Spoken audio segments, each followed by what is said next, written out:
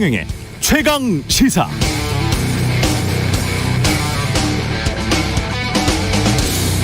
네, 코로나19에 대처한 바이든 행정부의 1년을 평가하면 대체로 옳았다.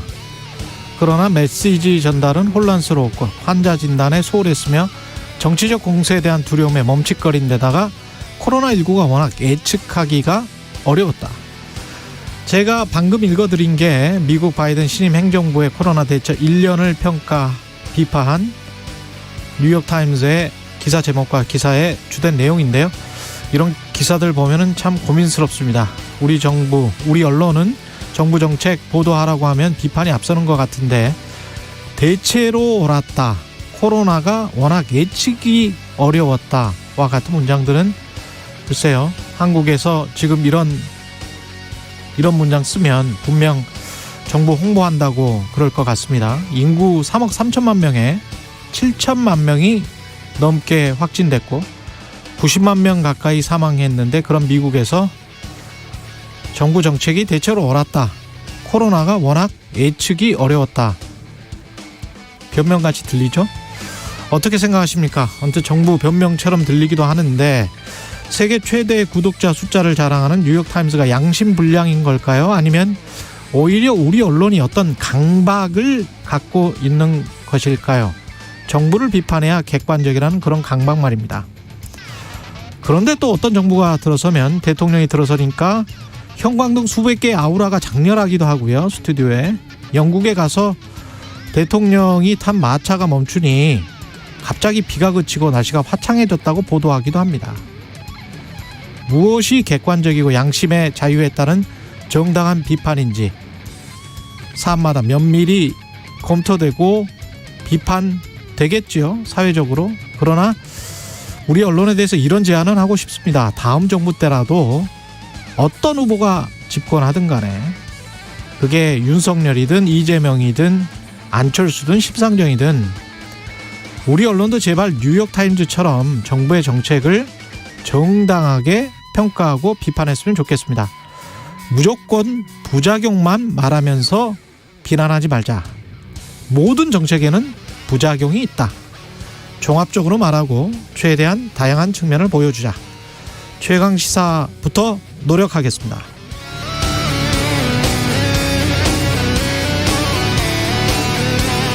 네, 안녕하십니까. 1월 25일 세상에 이익이 되는 방송 최경련의 최강시사 출발합니다. 저는 KBS 최경련 기자고요. 최경련의 최강시사 유튜브에 검색하시면 실시간 방송 보실 수 있습니다. 문자 참여는 짧은 문자 50원, 긴 문자 100원이 드는 샵9730 또는 유튜브에 의견 보내주시기 바랍니다. 새해부터 새로운 기능이 추가된 무료 콩 어플도 많은 이용 부탁드리고요. 오늘 인터뷰 더불어민주당 선대위 공동상황실장인 조응천 의원, 국민의당 최진석 상임 선대위원장 만나봅니다.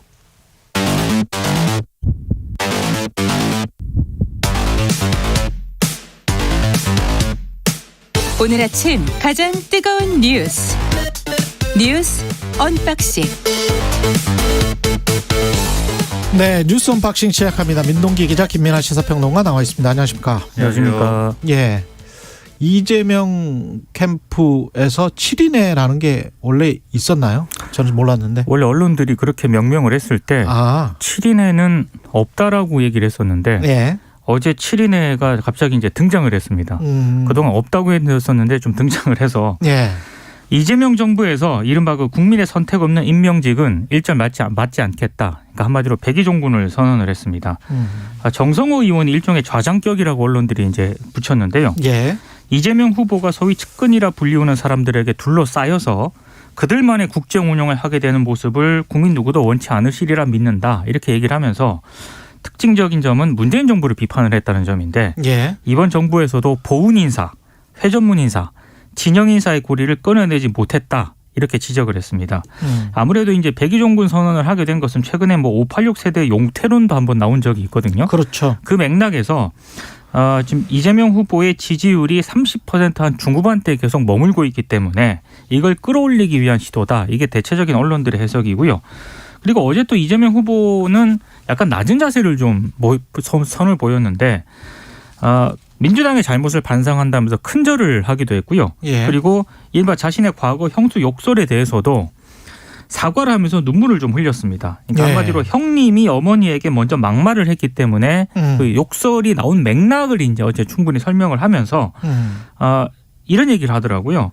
공직자로서 욕하지 말고 끝까지 참았어야 하는데 어찌됐든 잘못한 것이다. 그런데 예. 지금 인서트가 준비돼 있으니까요. 그렇습니다. 예. 예, 한번 이야기를 들어보고 그다음에 계속 이야기 나누겠습니다. 깨끗하게 살려고 노력했고 그래서 지금 이 자리까지 왔지만 상처가 너무 많습니다. 어머니도 이제 떠나셨습니다. 형님도 이제 떠나셨습니다. 다시는 이런 일이 일어나지 않습니다. 제가 잘못했습니다. 이제 이런 문제로 우리 가족들 아픈 상처 그만 좀 해집으십시오.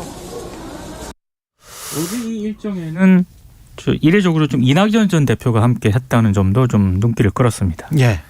그러니까 전반적으로 좀 몸을 낮추고 그다음에 이제 의혹에 대해서 해명을 하고 그다음에 이제 이재명 후보뿐만이 아니라 민주당의 이제 다른 이제 좀 사람들도 함께하는 모습을 보이고 이제 이런 쪽으로 무게를 싣고 있는 그런 행보 같은데요.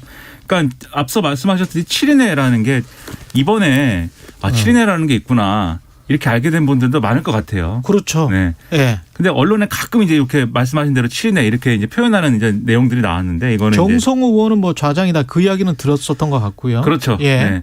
이게 이재명 후보가 그 성남시장 경기도지사하고 이러면서 이제 그 국회에는 이제 아군이 없었던 거잖아요. 예. 이렇게 뭔가 이렇게 교두보를 만들 만한 이제 우호적인 세력이 없었던 건데 이 7인회라고 하는 분들이 이제 이재명 후보가 이제 대권 후보로서 이제 행보를 하면서 원내에서 이제 기반에 갖출 수 있도록 조력한 사람들이다 이렇게 보면 될 것 같고요. 그 중에서도 정성호 의원은 과거부터 이제 이재명 후보하고 가까웠던 거의 원내의 뭐 유일한 뭐 인물이었다 이렇게 평가받는 사람들인데 어쨌든 이 사람들이 어쨌든 이 이재명 정권에서도 임명직을 맡지 않겠다라고 했을 때 유권자들이 어떻게 이걸 받아들일 것이냐 이게 앞으로의 이제 대응에 따라 달라질 것 같아요. 그렇죠. 그러니까 지금 말씀드린 대로 이게 무슨 맥락인지 모르겠다. 7인회가 누군지도 모르겠고 갑자기 왜 임명직을 안 맡는다는 건지도 모르겠다. 그냥 이렇게 끝나면 소용이 없는 것이고 이게. 네. 근데 만약에 이렇게 시작된 어떤 인적 쇄신의 어떤 맥락이라는 게 뭔가 이 문재인 정권의 어떤 나쁜 점들을 반성하면서 그걸 되풀이하지 않겠다. 이 얘기를 하면서 그 행보를 보여주겠다는 것이로구나라고 받아들일 수 있으면은 이제 효과가 어느 정도 있을 수 있는 것이기 때문에 이후에 이제 상황이 어떻게 되느냐가 중요한 것 같고요. 이재명 후보 이제 이 본인의 이제 의혹, 뭐 욕설 논란 이런 거에 대해서 눈물도 흘리고 뭐 이렇게 설명을 하고 있는데 아마 본인의 어떤 감상이나 정서로 보면은 이 울만한 뭐 일일 수 있겠죠. 근데 정치라는 게 냉혹한 게 이 눈물도 뭐 역시 이제 정치적 해석의 대상이 되고 뭐 이러지 않습니까? 결국은 그렇게 될 수밖에 없는데 저는 이 눈물이 이재명 후보가 본인의 어떤 억울함, 본인의 자기 연민 이런 것으로 또 해석이 되면은 이 눈물도 사실은 크게 이제 유권자들에게 감동을 주지는 못할 것이다라고 보고요. 그게 아니고 이재명 후보가 자신의 삶을 통해서 이제 어려운 사람들의 어떤 그런 삶을 개선시키겠다는 의지가 있는 그 실린 그런 눈물이다라고 사람들이 볼 수 있으면 즉 남을 위해서 흘리는 눈물이다라는 맥락이 좀 있어야 되는데 그러려면 이재명 후보가 앞으로 이런 눈물도 흘리고 절도 하고 하지만 뭔가 지금까지와는 달라진 모습 이제 이재명의 정치 이재명의 리더십이 뭐라는 거를 보여주는 행보를 이제 할 필요가 있다. 그래야 이제 바뀌었다라는 느낌이 들 것이다. 그런 생각이 좀 들더라고요. 바뀌었다라는 게 이번 정부에서도 보훈 인사, 회전문 인사, 진영 인사의 고리를 끊어내지 못했다. 이 말은 네. 상당히 의미가 있는 것 같습니다. 이게 친문들이랄지 문재인 정부에서 요직을 거쳤던 사람들 또 이재명 후보에서 지금 지원하고 있는 사람들한테 주는 그러니까 그런 친문 인사들 중에 상당한 어떤 시그널이 되는 것 같고. 그러니까 이게 차이점이요. 예. 2012년 당시 이제 문재인 민주통합당 후보가 그때도 비슷한 적이 있거든요. 그때는 구인회였습니다. 구인회가 하도 문제가 돼가지고 이게 그래요? 선대위에서 물러난 적이 있습니다. 근데 그 이후에 문재인 정부가 이제 이건 2012년이기 때문에 약간 상황이 다르지만 예. 문재인 정부가 들어섰을 때 흔히 말하는 측근들 있지 않습니까? 예. 이 측근들이 2012년 때 물러난 그것과 연동을 해봤을 때 예. 과연 제대로 이제 하겠느냐? 백의종군을 했느냐 예. 이거에 대한 평가는 좀 다를 수가 있지 않습니까? 그러니까 제대로 백의종군을 하면은 국민들의 표를 얻을 것이고 그렇죠. 그렇지 못하고 그냥 어정쩡하게 또 하면은 오히려 문재인 정부 또는 이재명 향후 정부를 원하는 사람들 중에 일부가 떨어져 나가게 되는 그런 효과만 가져오게 될 수도 그러니까 있죠. 선언에만 그치면 안 된다는 거죠. 그렇죠.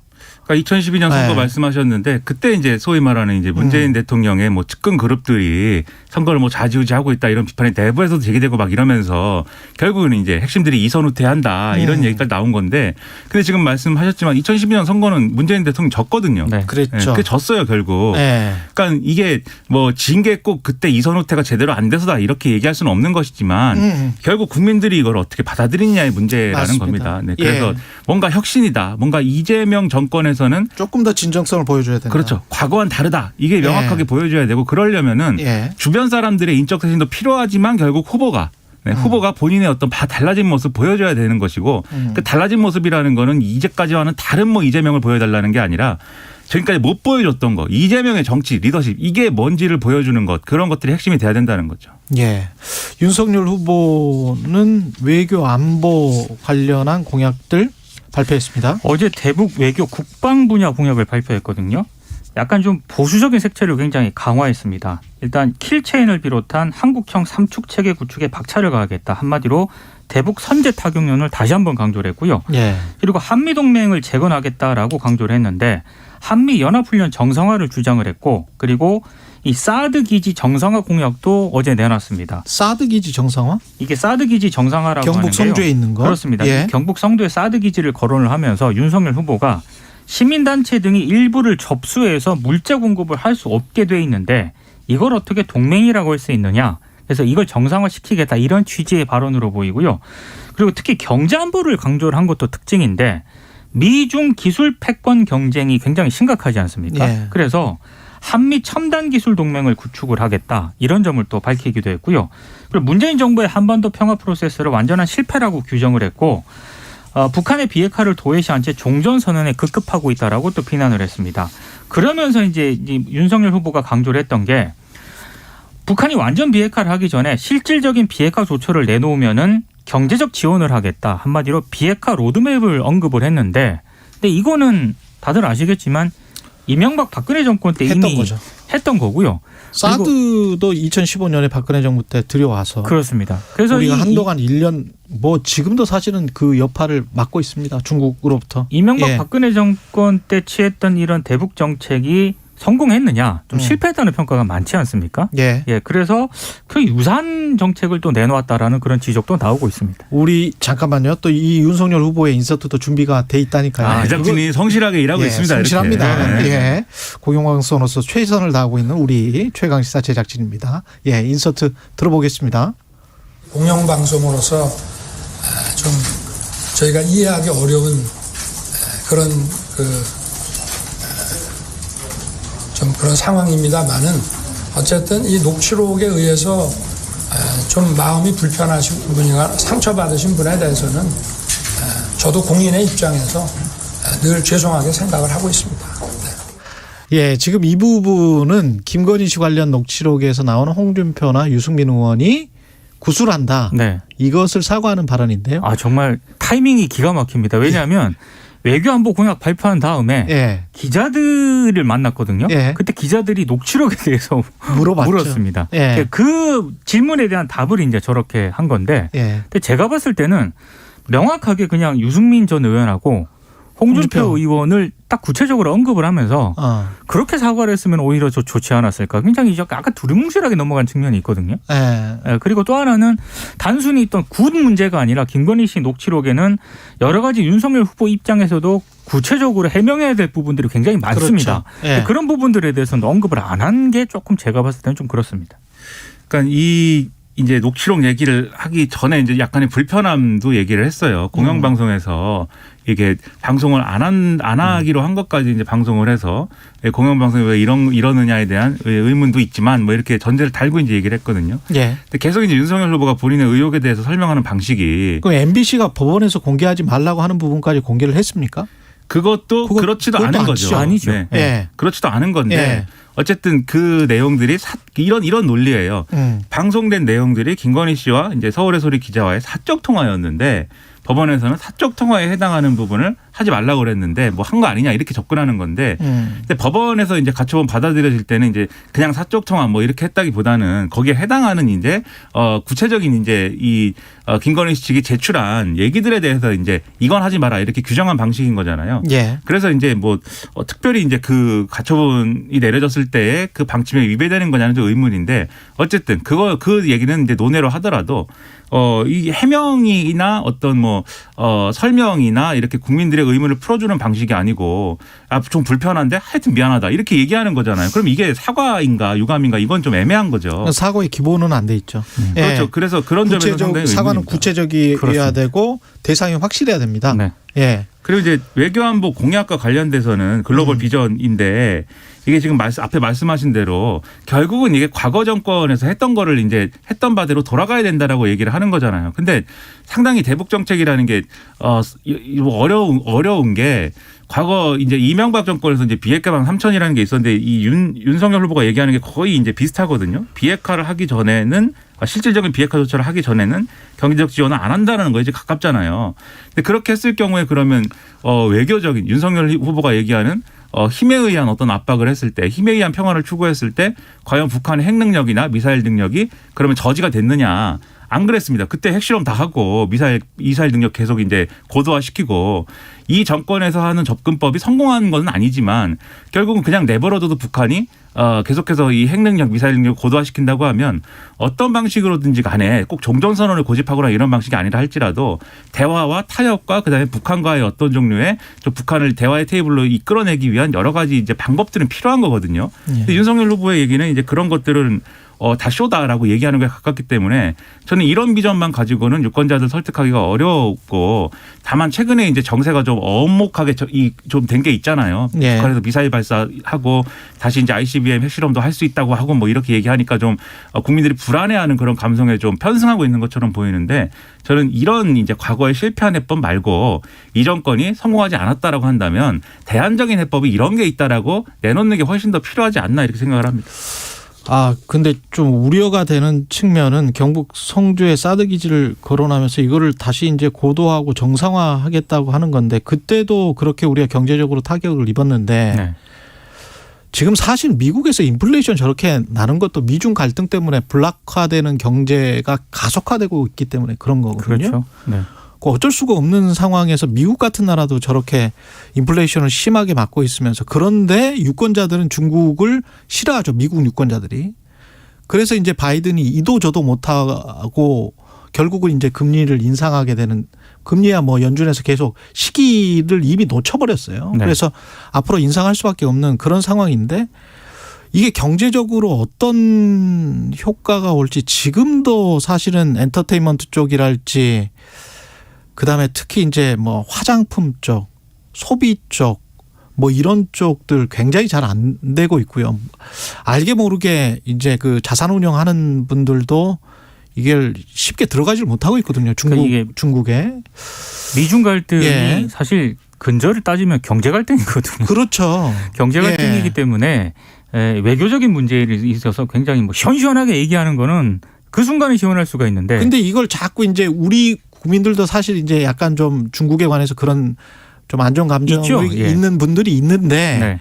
그걸 해집고 들어가서 선거에서 이렇게 이야기를 하고 그다음에 나중에 정책으로 정말 이게 실현됐었을 때 그 후폭풍이랄지 결과는 전혀 걱정하지 않아도 되는 것인지 그때 풀기가 굉장히 어려워질 수도 있습니다. 이거는 뭐 그러니까 우리가 중국에 대해서 이제 경제적으로 걱정됩니다. 긴밀하게 연결돼 예. 있고 이 경제적 파급이 우려가 되기 때문에 중국에 골정적일 필요는 없어요 분명히. 그럼요. 중국에 할 말은 하고 당당할 필요가 분명히 있는데 예. 그게 예를 들면 지금 이제는 잠복돼 있는 어떤 문제라고 할 수 있는 사드 배치나 이런 거를 긁어서 막 부스럼을 만들어서 하지 않아야 될 말을 괜히 할 필요는 그렇죠. 또 없습니다. 네, 잘 봐라 예. 나는 중국의 위협도 될 수 있는 존재야. 막 이렇게 일부러 할 필요가 있겠는가라는 게 의문인 거고 오히려 사드 기지 문제는 좀 잠복된 상태로 두더라도 미국과의 어떤 관계 강화나 이런 것들은 다른 방식으로 얼마든지 또 할 수 있는 거잖아요. 예. 굳이 왜 긁어부스럼을 만드느냐의 예. 문제에 있어서는 예. 지금 말씀하신 것처럼 불안감이 커질 수 있죠.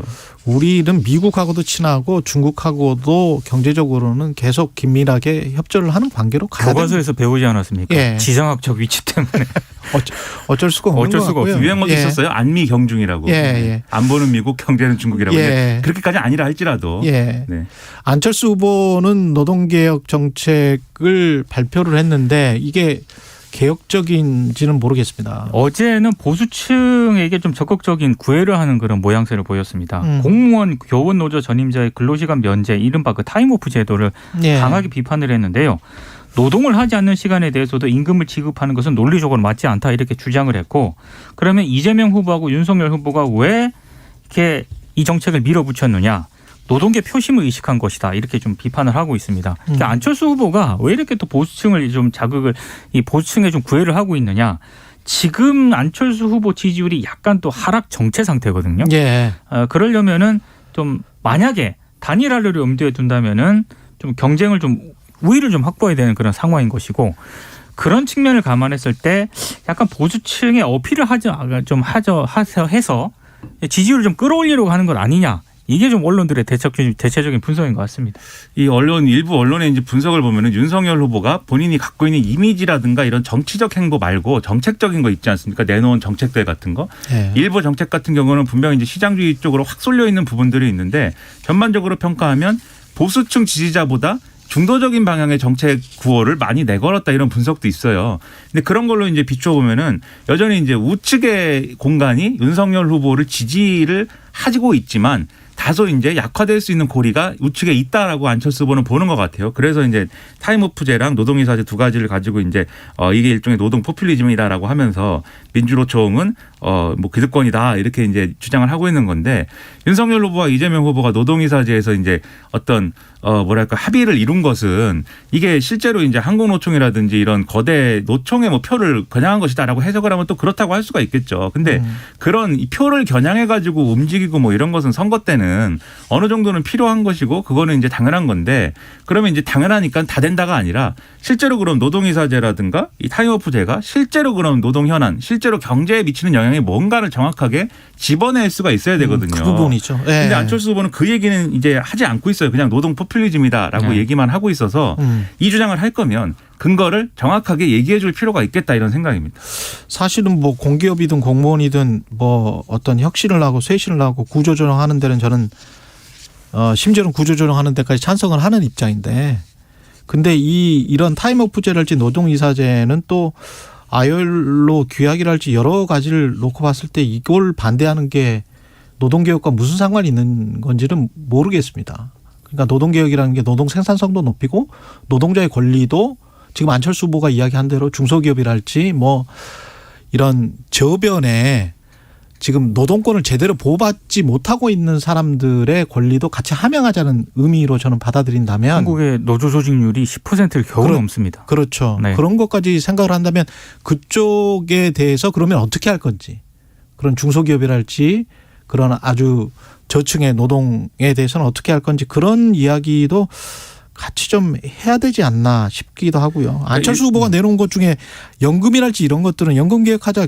그 말도 좋죠. 네. 예, 아주 찬성하는 이야기인데, 글쎄요. 타임오프제하고 노동이사제가 그렇게 그러니까 그런 부분에 있어서도 예를 들면 비판을 예. 노동이사제와 타임오프제를 너무 이제 노조 쪽 편만 들어준다라고 비판하면 지금 말씀하신 것처럼 안 맞는 부분이 있는 거고, 예. 다만 이제 많은 기업들에서 정규직 비정규직 체제가 이제 좀 나눠져 있는데 그렇게 이른바 하청이라든지 이런 부분으로 나눠지는 경우들이 많은데, 노동이사제와 타임오프제가 결국 정규직 노조의 기득권만 강화하는 거 아니냐, 그리고 그 사업장 내에서의 비정규직 차별을 오히려 강화하는 어떤 요인이 되는 거 아니냐, 이런 우려도 있어요. 한쪽에서는 그런 우려도 있는데, 그러면 이제 그런 우려가 있기 때문에 이걸로는 부족하고 다른 어떤 장치들이 필요하다, 이제 이 얘기를 해줄 필요가 있겠죠. 그런 방향이라면. 안철수 후보는 이제 그런 방향이라기보다는 그냥 노조 힘을 더 실어준다 이건데, 그런 기준으로 얘기를 하면 지금 말씀하신 것처럼 오히려 우리나라는 노조가 별로 힘이 없는 나라에 가깝고 일부 이제 일부 이 언론에서 막 항상 단골로 문제 삼는 예. 일부 이제 조직력이 강한 노조들만 눈에 비칠 뿐이지 상당수의 대부분의 노조들은 별로 힘이 없는 거 아니겠습니까? 그렇죠. 그래서 그런 부분들을 직시할 필요가 저는 있다고 생각을 합니다. 예, 짧게 곽상도 전 의원이 피의자 신분으로 다시 조사를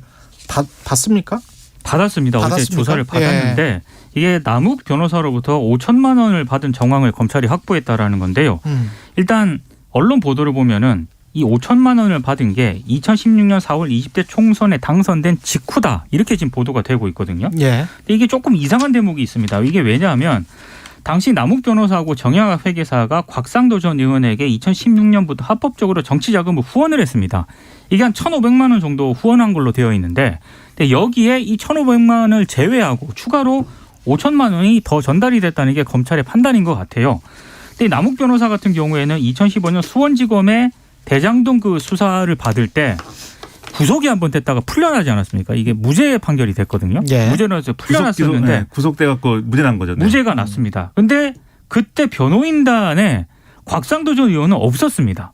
그렇죠. 예, 곽상도 전 의원이 없었는데 남욱 변호사가 변호사 당시 과거 검찰 수사 당시에 변론을 대와준 대가로 이렇게 준 거다라고 검찰 조사에서 진술을 했거든요. 알리바이가 안 맞네요. 그렇습니다. 이게 예. 안 맞기 때문에 그렇다라고 한다면은 이거는 불법 정치 자금이나 뇌물일 가능성이 있다는 게 검찰의 판단인데 곽상도 전 의원 해명은 좀 다릅니다. 이거는 2016년 3월 1일에 변호사 비용을 받은 것이다.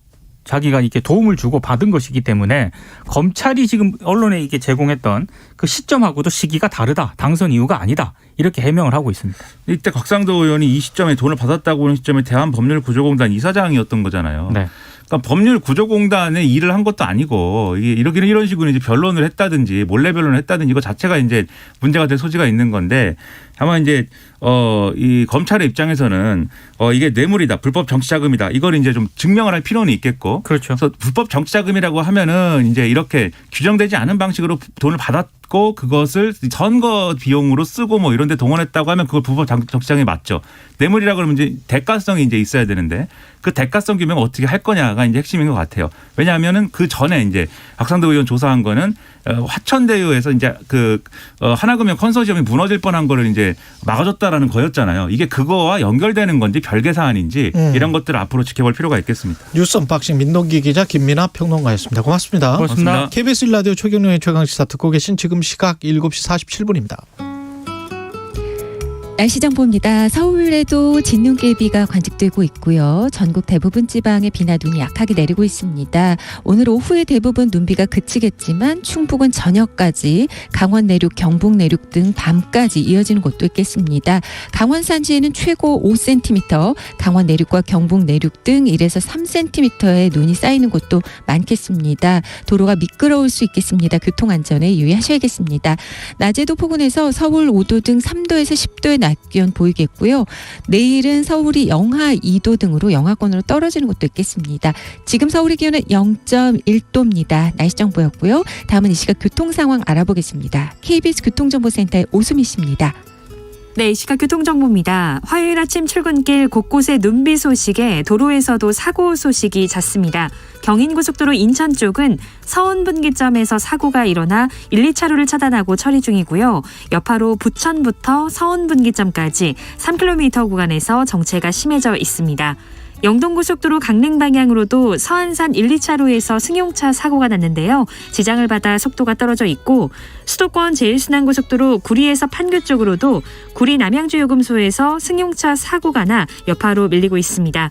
서해안고속도로 목포 쪽은 고창 2차로와 갓길에서 화물차 단독 사고를 수습 중이니까 조심히 이동하셔야겠습니다. KBS 교통정보센터였습니다.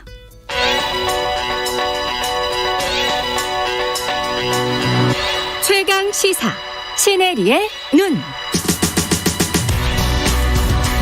네, 미국이 우크라이나에 있는 모든 미국인의 출국을 권고하고 우크라이나 주재 대사관 직원들 가족들에게 철수 명령 내렸습니다. 자국민 대피시킨 뒤에 우크라이나 주변에 최대 5만 명의 병력을 증원하는 방안도 검토하고 있는데, 미국과 러시아 간 무력 대결로 비화할 수 있다. 이런 우려가 커지고 있는 상황이에요.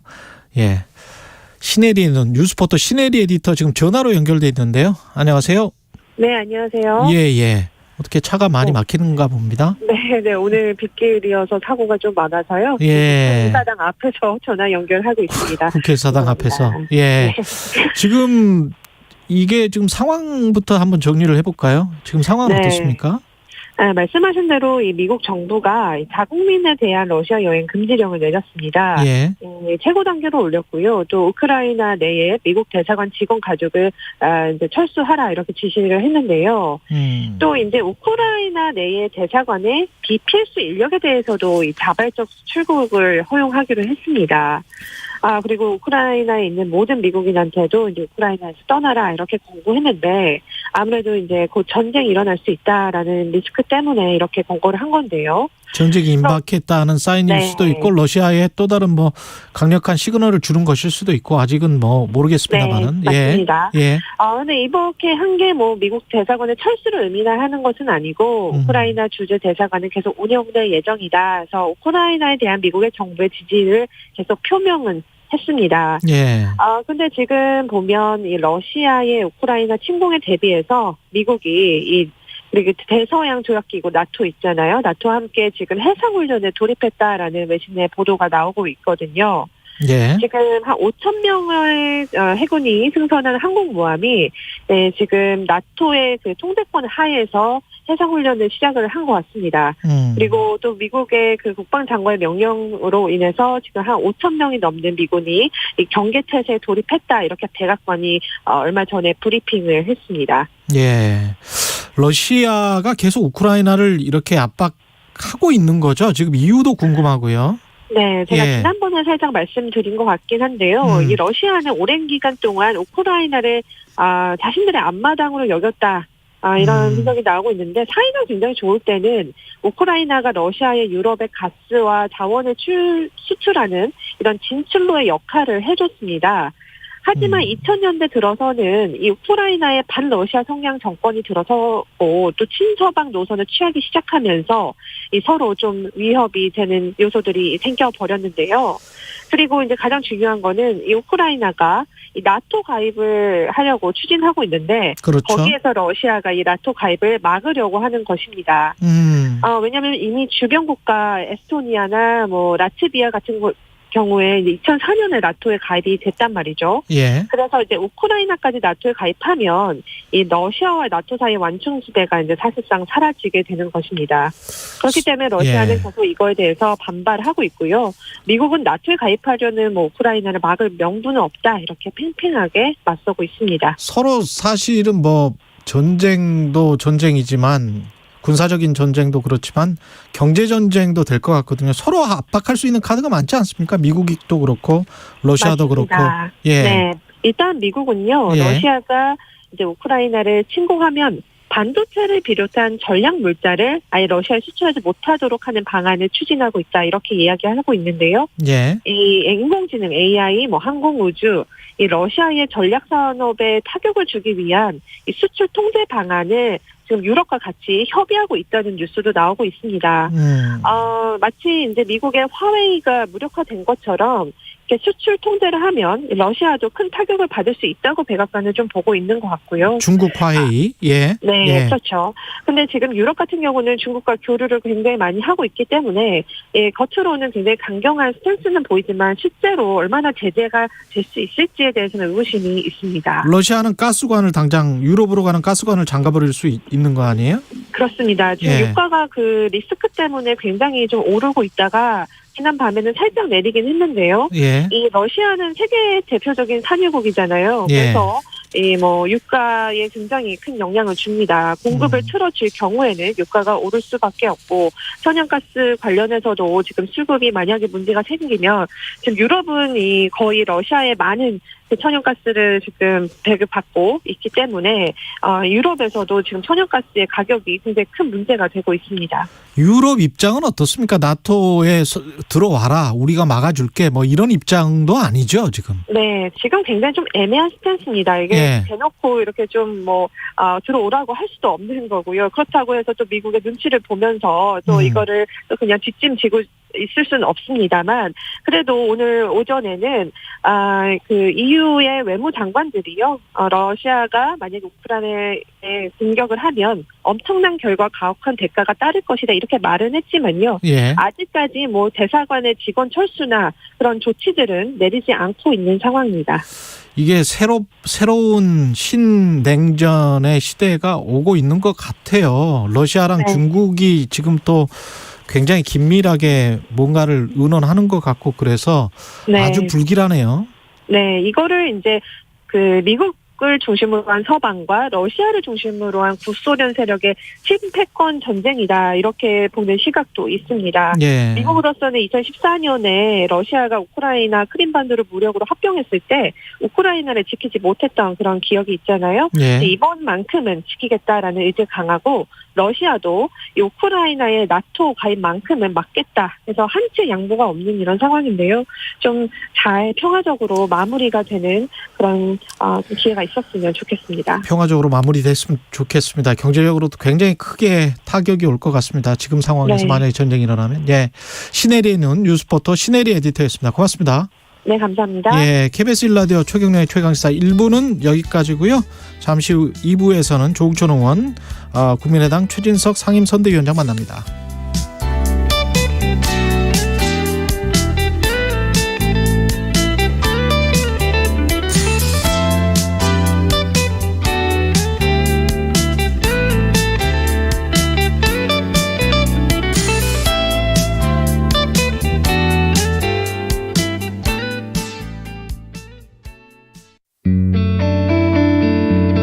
진료소에부터 이제 방사선사 선생님들이 근무를 하게 되는데요. 일단 선별진료소에서 일반 엑스레이 촬영을 시작으로 중증 확진자분들의 일반 엑스레이 촬영뿐만 아니라 응급 CT까지도 같이 검사를 하고 있습니다. 방사선사라는 직업이 사실 조금 이렇게 많이 알려져 있지는 않는데 각자의 자리에서 되게 땀도 많이 흘리고 노력을 하고 있는 거를 좀 알아주셨으면 감사합니다. 2022 KBS 연중기획 기억을 기록하다. 처음에 코로나 환자들이 오시면 그 폐를 확인해야 되기 때문에 그 엑스레이랑 CT 같은 촬영을 하는데 그 진행 양상을 계속 확인해야 되기 때문에 중간중간에도 계속 엑스레이랑 CT를 찍어가면서 여름에도 마찬가지로 이제 방호복을 입고 그 위에 납가운을 입고 이제 환자분들을 촬영하러 이렇게 각 병동에 다니면서 촬영을 했는데 방호복을 입고 그 위에 납가운까지 입으니까 너무 덥고 땀도 너무 많이 나서 처음에 이제 수술복까지 다 젖는 상황까지 냈던 것 같습니다. 저희는 한겨울에도 레벨 D를 입으면 이제 몸이 이제 잔뜩 젖어서 나오죠. 무게랑 더위를 이기는 거는 일단 환자분들을 위해서는 저희가 감수해야 되는 부분인 것 같고. 대구 동산병원 박용준, 서울 아산병원 최가은 방사선사는 기억합니다. 방사선사라고 코로나가 두렵지 않은 것은 아닙니다. 피폭과 감염의 공포를 몇 겹의 방호복 속에 감춘 채 아무도 모르게 땀으로 흘려보낼 뿐입니다. 하루 평균 100명이 넘는 확진자와의 접촉, 직업의식을 넘어선 숭고한 책임의식이 코로나를 이겨내는 힘이 되고 있습니다. 당신과 대한민국의 기억, KBS가 기록합니다.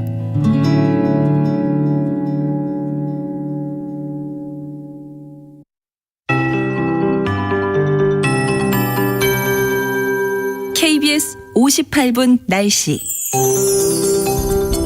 북쪽을 지나는 기압골의 영향으로 형성된 구름대에 의해서 하늘이 잔뜩 흐려 있습니다. 서울에도 진눈깨비가 관측되고 있고요. 전국 곳곳으로 특히 중부지방 위주로 비나 눈이 약하게 오고 있는 상황입니다. 용인과 음성 진천엔 1cm의 눈이 쌓여 있습니다. 아침에는 경남 서부 내륙에도 비나 눈이 내리겠고요. 오후에 대부분 그치겠지만 충북은 저녁까지, 강원 내륙이나 경북 내륙 등은 밤까지 이어지는 곳도 있겠습니다. 이 서쪽 지역은 지역은 영상권이라 눈이 쌓이기 어렵지만 기온이 낮은 지역, 경기 동부라든가 강원 산지 등 쌓이는 곳도 있겠습니다. 도로가 미끄러울 수 있어서 교통안전에 유의하셔야겠습니다. 강원 산지에는 최고 5cm, 강원 내륙과 경북 내륙 1에서 3cm, 그 밖에 곳곳으로도 1cm 안팎의 눈이 쌓이는 지역이 있겠습니다. 특히 오늘 밤 사이에 영하로 기온이 떨어지면서 빙판이나 살얼음이 발생할 것으로 우려되고 있습니다. 오늘 낮 최고 기온은 서울 5도, 대전, 전주 6도 등 3도에서 10도 분포로 어제보다 낮지만 예년보다는 높은 기온이고요. 당분간 예년보다 높은 기온 유지되겠습니다. 내일 아침은 영하권으로 서울 영하 2도로 예상되고 낮 기온 서울 4도를 보고 있습니다. 지금 서울의 기온은 1.9도입니다. KBS 58분 날씨 강혜종입니다.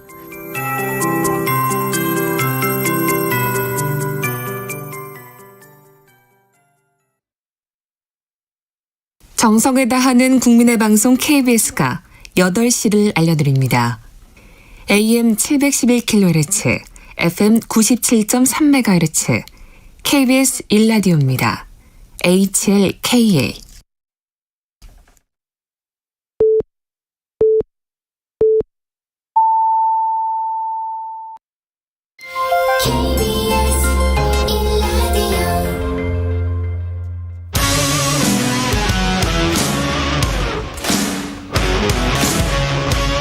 오늘 하루 이슈의 중심 최경영의 최강 시사.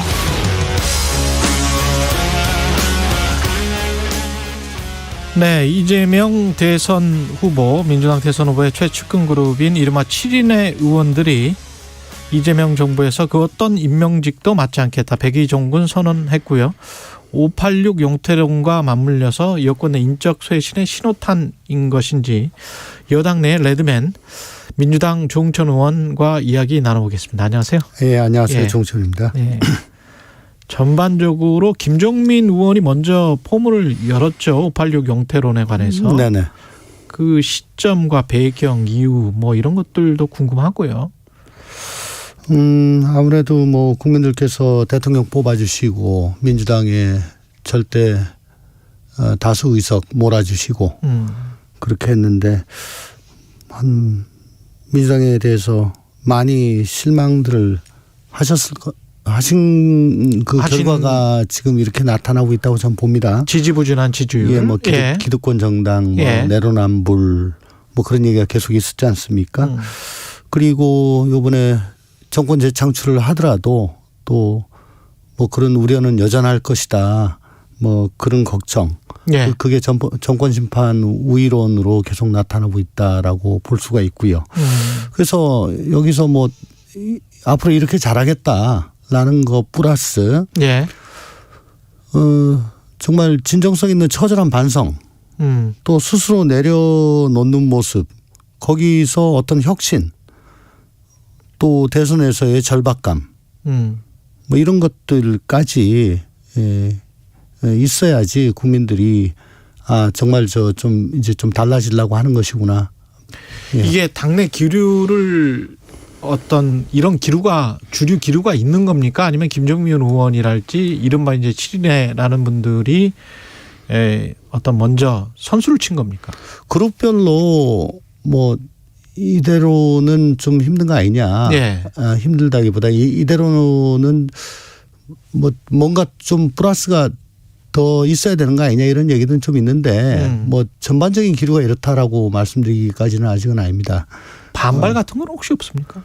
아직 뭐 이게 뭐 전반적으로 이게 형성된 게 아니기 때문에 또 반발이 아직 생길 정도는 아니죠. 그렇지. 뭐 다들 또 그렇지만 또 개별적인 고민은 또 하고 있는 것 같고요. 그럼 뭐 방향이 중요할 텐데 혁신을 한다면 뭐 지난번에 뭐 삼선 의원 금지 그런 이야기도 했었잖아요. 그래서 당내에서 지금 토론을 하고 있는 걸로 알고 있는데 어떤 방식으로 가야 된다고 보세요? 그거는 좀 뭐 정치 개혁 그 특인가요? 뭐 그 단위에서 그렇게 내놓은 거고요. 그거하고는 다른 거고 이거는 이건 이제 586이라고 하는 어떤 한 그 세대를 총칭해서 지금 갑자기 저 얘기를 하는 것이기 때문에 그 집단적으로 이건 강제하는 것은 뭐 사실상 어렵다라고 봅니다. 그렇겠죠. 결국은 개별적으로 개인적인 결단의 문제 아니겠느냐 싶은데요. 그래서 어제 우리 이재명 후보도 이게 뭐 어떻게 강제할 수 없는 문제 아니냐 이렇게 얘기를 했던 걸로 전 생각을 합니다. 예. 그렇지만은 그 국민들의 곱지 않은 시선이 있다. 이 여기에 대해서는 적지 않은 의원들이 문제의식을 지금 갖고 있는 것 같고요. 결국은 결단해야 하는 거 아니냐 하는 그런 생각들이 점점 좀 커지는 것만은 사실인 것 같습니다. 다만 우리가 유의를 해야 될 것은 이게 당내 갈등 요인으로 잘못 비화되는 거 이거는 경계를 해야 되겠죠. 이 586 퇴진론과 이른바 7인회가 선언한 것 이재명 정부가 성립된다면 어떤 임명직도 맞지 않겠다. 이것과는 뭐 결이 다른 겁니까? 아니면 맞물려 있나요 이게? 일종의 선도적 역할을 하리라고 봅니다. 의도했든 하지 않았든. 예. 사실 7인회라는 것이 이 사람들이구나라고 딱 알 만큼 그렇게 뭐 널리 알려진 얘기는 아니잖아요. 그렇죠. 예. 네. 여의도에서나 뭐 좀 정치 고관여층이나 알까. 그래서 근데 다만 이분들이 그동안에 여의도와는 무관했던 이재명 후보가 여의도 정치에 교두보를 마련할 수 있게끔 만들었던 그런 최측근 그룹이란 거. 예. 그래서 그렇다면은 이재명이 대통령 당선되면은 이 사람들이 이재명 정부에서 뭔가 큰 역할을 하겠구나라고 논리적으로 또 경험적으로 자연스럽게 이어질 수 있는 부분을 먼저 선도적으로 끊었다는 거. 그래서 우리는 그동안에 뭐 기득권 정치와는 완전히 결별을 하겠다. 예. 완전히 다른 모습 보여주겠다. 누가 시키지도 않았는데 먼저 이런 모습 보여줌으로써 던지는 정치. 를 먼저 하겠다는 거. 기득권을 내려놓는 정치. 이런 기풍이 결국은 마중물이 돼 가지고 우리 민주당의 인적 쇄신의 큰 물길이 될 수가 있는 것이죠. 뭐 더 나아가서 김종민 의원이 얘기하는 정치 쇄신까지 나갈 수 있으면 더 좋고요. 과거 DJ 대통령 때 대선 직전에 권노갑, 하나갑 뭐 이런 분들이 최측근 그때도 뭐 공교롭게 7분이었습니다. 7명이 임명직 포기 선언했었습니다. 그때는 뭐 레드 컴플렉스 같은 게 있었고 뭐 좀 여러 가지 덧씌우기가 있었는데 그때 이런 분들이 안 하겠다 해가지고 중도층들이 안심을 했던 적이 있었습니다. 뭐 과거 사례도 있었다는 걸 말씀드립니다. 이런 것들이 정말 진정성이 있으려면 또 다른 어떤 조치가 있어야 되지 않을까 그런 생각도 들기도 하고요. 의미 있는 변곡점을 만들려면. 네, 어쨌든 최측근이라는 점을 좀 알아주셨으면 좋겠고요. 아까도 말씀드렸다시피 이재명이라는 사람이 영선인데 아무도 주목하지 않았을 때부터 이재명을 도와주겠다라고 해서 교두보를 했던 사람들이 그 어렵게 시작했던 사람들이 먼저 던졌다는 게 중요한 거고 그다음에 아까도 말씀드렸다시피 이게 이제 마중물이 될 수 있다는 그런 의미니까요. 또 지금 다들 개별적으로 고민을 하고 있고 또 그룹별로 고민을 하고 있는 그런 움직임이 있다는 말씀드립니다.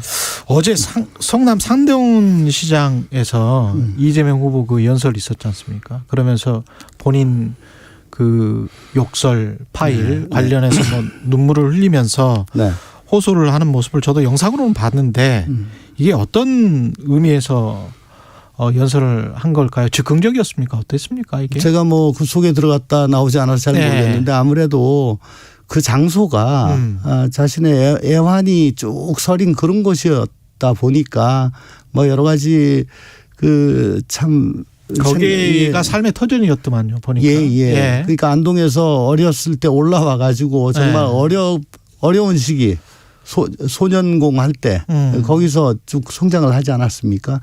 그런 생각들이 주마등처럼 지나갔던 막 그런 점도 있지 않았겠죠. 있지 않았나 싶습니다. 그런 부분들이 가령 무슨 이제 토론에서 윤석열 후보가 그런 지점들을 물어본다면 이게 적절하게 대응하는 방식이라고 보세요. 어떻게 생각하세요? 뭐 공직 후보자 특히 뭐 대통령 후보자가 자기 개인적인 감정을 뭐 너무 이렇게 표출하는 거는 적절하지는 않다고는 봅니다. 예. 다만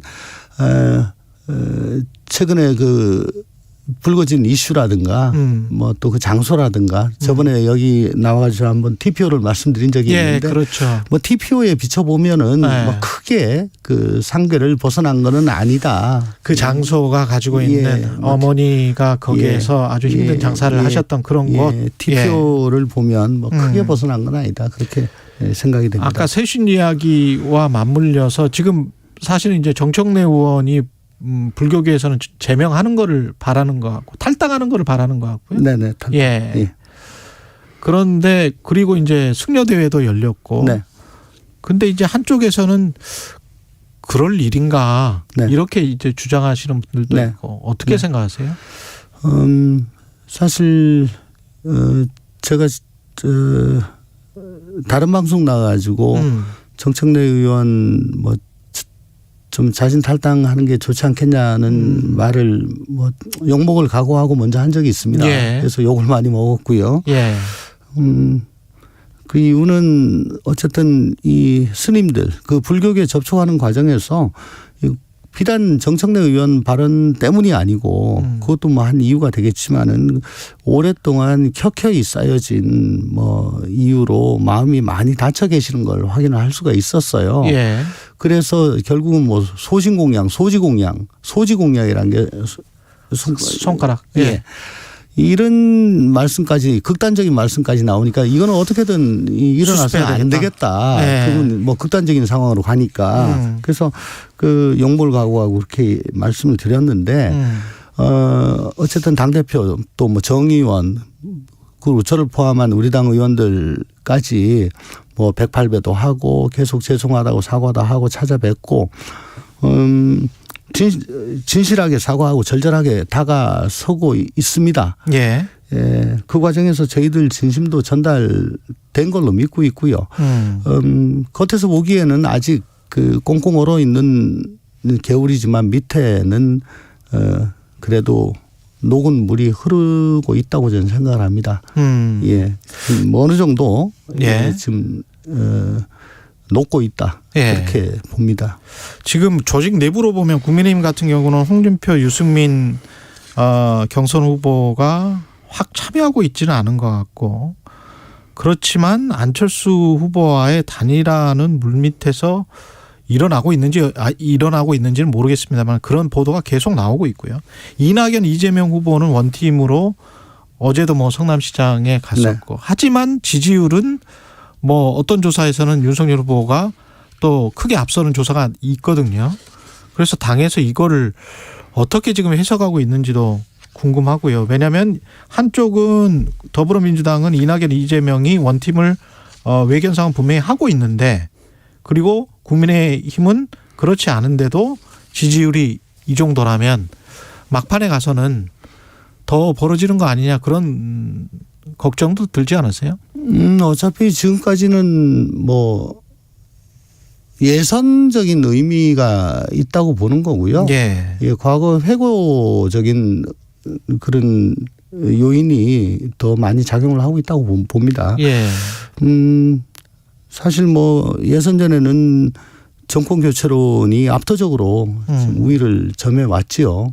그렇기 때문에 이렇게 될 수밖에 없었고 또 조사 기법에 따라 가지고 어떤 거는 뭐 우리 후보가 좀 이기는 게 있고 어떤 거는 뭐 압도적으로 저 윤 후보가 이기는 게 있고 그래서 그 뭐 거기에 그 편차가 심한 건 사실인데 결국은 이제 그 구정 지나고 뭐 한 달 정도 남겨놓고 이제 이렇게 됐을 때는 결국은 대선 본연의 전망 투표로 가지 않을 수가 없습니다. 내 삶에 어떤 영향을 미칠 것인가, 우리 대한민국이 어떻게 바뀔 것인가. 전망 투표로 갈 수밖에 없다. 예, 전망 투표로 가게 되면은 결국은 정책 역량이라든가 후보 개인의 자질을 볼 수밖에 없을 것이고. 또 그 선행 지표가 당선 가능성이라는 건데 당선 가능성은 우리 후보가 항상 우위를 점하고 있습니다. 그리고 또 고무적인 것은 30, 40대, 30, 40, 50대 여성들이라든가 중도층에서 우리 후보 쪽으로 이동이 지금 좀 감지가 되고 있습니다. 네. 근데 그 세대 말씀하셨으니까 이대남 같은 경우에 확실하게 윤석열 후보가 좀 네. 앞서는 것 같고 네. 그다음에 생각보다 과거에 비해서 불경 쪽이 이재명 후보가 좀 크게 안 나오는 것 같은 여론조사를 보니까 그렇더라고요. 네네네. 어떻게 판단하고 계십니까? 아니, 뭐 많이 안 나온다는 건 그만큼 예. 저희가 올라갈 여지가 많다고 그렇게 생각을 합니다. 올라갈 여지가 많다. 지금 전망투표를 해야 된다. 전망투표를 할 수밖에 없을 것이다. 그런데 이제 지금 언론에 나오는 것들은 사실은 김건희 씨 녹취록이랄지 뭐 도이치모터스 양평군 땅 뭐 또는 뭐 이재명 후보 같은 경우는 대장동 의혹이랄지 욕설 파일이랄지 뭐 이런 과거에 관한 것들이거든요. 이렇게 되면 이런 이야기들이 더 계속되면 계속될수록 김건희 녹취록까지 포함해서 오히려 민주당에게 불리한 거 아닙니까? 전망투표를 네, 그렇게 하고자 하는 유권자들에게는. 네, 결국은 후보의 자질, 능력, 정책 역량 뭐 또 대한민국이 지금 뭐 대전환 시대에 지금 맞이해 가지고 예. 더군다나 지정학적 요인이 우리가 참 보통 나라가 아니지 않습니까? 그렇죠. 예. 예. 여기서 어떻게 들고 나갈 것인가 이걸 가지고 진검승부를 해야 됩니다. 다만 예. 후보자 본인의 관련된 직접 관련된 문제에 대해서는 그거는 꼭 검증을 하고 넘어가야 된다고 생각하는데 예를 들면은 예. 두 후보 다. 네, 그렇습니다. 예. 후보자 본인에 대해서는 배우자는 뭐 그렇게까지 예. 할 필요는 없고 예를 들어서 뭐 무속 관련 문제 또 어제 그런 얘기도 언뜻 봤습니다. 김건희 씨가 우리 남편도 약간 그런 영적인 기가 있다. 뭐 영빈관 옮긴다 그러면서 영빈관 옮긴다는 이야기를 했죠. 예, 그러면서 예. 우리 남편도 그런 기가 있다. 예. 그래서 나하고 맺어진 거다. 예. 그렇지 않습니까? 그 이야기 했죠. 네네네. 예. 이거 뭐 무속이란 것이 뭐 사람의 선호에 따라 가지고 개인적으로는 얼마든지 뭐 그걸 믿고 뭐 하는 거 자유입니다. 그렇지만 그게 대통령의 생각에 행동에 국정에 영향을 미친다는 건 그건 안 되는 거죠. 예. 그건 뭐 누구나 다 동의하는 일 아니겠습니까? 근데 저 그동안에 나온 자료들을 쭉 종합을 해보면 영향을 미칠 수도 있겠다라는 생각이 들지 않을 수가 없어요. 그렇지 않습니까? 예. 거기다가 그런 그 자료들이 좀 노출이 되면은 국민의힘에서는 SNS, 뭐 유튜브, 뭐 나오는 쪽쪽 그냥 다 삭제를 해버립니다. 아, 그래요? 네. 예. 다 삭제해버려요. 예. 유튜브 같은 것도 뭐 떳떳하다고 하면서 그걸 왜 삭제를 합니까? 조직 자체도 없애버리고. 그래서 저는 그렇게 말씀드리고 싶습니다. 후보자 본인이 무속과 관련돼 있는지 여부에 대해서는 그거는 따져봐야 된다. 예를 들어 저 신천지 관련해서 예. 그 압수수색 할 거냐 말 거냐를 그 건진 법사한테 물어봤다는 거 아닙니까? 검찰총장 시절에. 네네. 예. 그랬더니 건진 법사가 그 이만희 총회장도 하나의 영매다. 당신이 대통령 되는데 걸림돌 될 수 있으니까 손에 피 묻지 말고 부드럽게 해라. 이렇게 자기가 조언을 했다. 그래서 압수수색 안 했다. 라는 게 보도가 됐지 않습니까? 그게 사실이면. 사실이라면. 예, 그건. 그러니까 이건 뭐 보도가 됐으니까 제가 예. 지금 드리는 말씀입니다. 국정 운영에 영향을 미칠 수가 있다는 단적인 사례거든요. 그건 좀 납득하기 힘들죠. 이런 예. 거는 대야죠. 예를 들어 저 지금 뭐 다른 나라 사례를 들어보면 브라질이라는 나라가 저게 펀더멘털이 아주 뛰어난 나라인데 지금 자원 많죠. 예. 이상하죠. 예. 왜냐? 그 브라질의 그 룰라라고 하는 보우소나루 대통령 뭐 각종 기행, 언행 이상하지 않습니까? 예. 특히 그 코로나에 대해서는 백신 맞지 말라고 하는 사람이에요. 그랬죠. 그저께 예. 브라질 보건부가 코로나 백신보다 말라리아 약인 하이드록시 클로로킨이 더 효과적이다. 보건부, 정부 부처가 공식적으로 그런 걸 발표를 했습니다. 문건을. 그러니까 저 학계가 난리가 나고요. 예. 이게 아무런 과학적 근거 없이 부처가 그런 발표를 해요. 대통령이 예. 저러니까. 이 남한 나라 일이 아닐 수가 있습니다. 이거는. 알겠습니다. 정리하겠습니다. 더불어민주당 조응천 의원님이었습니다. 감사합니다. 감사합니다. 예. 오늘 하루 이슈의 중심. 당신의 아침을 책임지는 직격 인터뷰. 여러분은 지금 KBS 1라디오 최경영의 최강 시사와 함께하고 계십니다.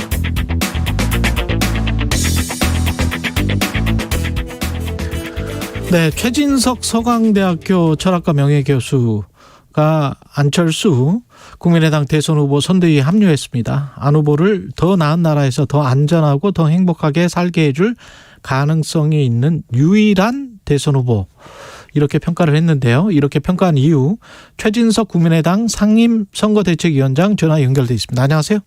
안녕하세요. 예. 안 후보가 전남 한평 자택으로 찾아가서 삼고 초려한 끝에 영입했다고 들었는데요. 예. 예. 진짜 3번 찾아왔어요? 예. 2번입니다. 2번 이고 초려였군요. 예. 예. 예. 합류를 결심하시게 된 이유는 뭔가요? 안철수 후보가 좀 매력적으로 보였습니다. 예. 안철수 후보가 국가 경영에 대한 일단 기본적인 지식이 굉장히 두껍게 준비가 돼 있다.